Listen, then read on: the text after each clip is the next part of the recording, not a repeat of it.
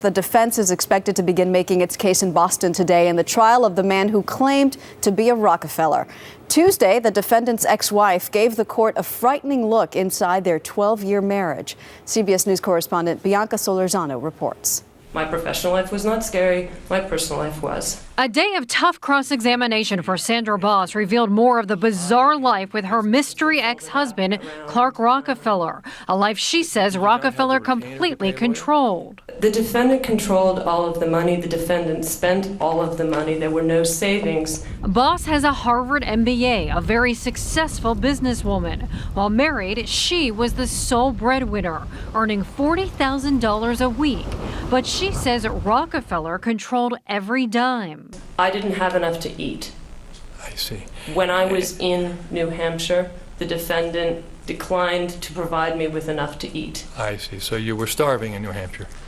I woke up hungry most nights. The couple divorced. Now Rockefeller's accused of kidnapping their young daughter. His defense, he is insane. I do believe that the defense wants the jury to see Sandra Boss in a different light, and not just the poor victim here whose daughter was stolen for 6 days.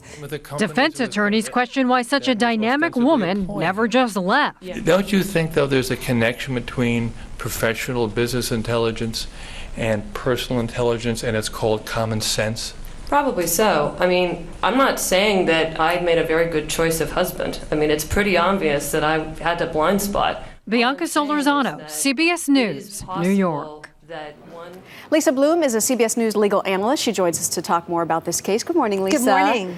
Harvard MBA, successful woman. Are you surprised that she says she was being controlled by her husband in this marriage? I am. It's a stunning story. She says she was brilliant in one area of her life, stupid in another area of her life. But she says she went to bed hungry most nights because he controlled all of the money. He kept the house freezing cold. I mean, this is very hard to believe.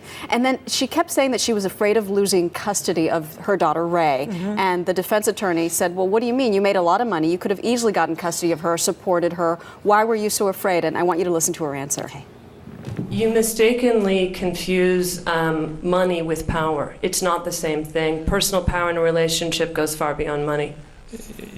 So true. You know, that part of the story actually does make sense to me because he was the stay-at-home dad. She was the breadwinner. And if he threatened he was going to get custody, he may very well have gotten custody under those circumstances. He was the primary caretaker. And that's the kind of threat that can keep an unhappy marriage together. So that part makes sense to me. So just because she made more money does not mean that she would have necessarily She would have gotten a custody. good lawyer, but he was the primary caretaker of that child. So maybe he did.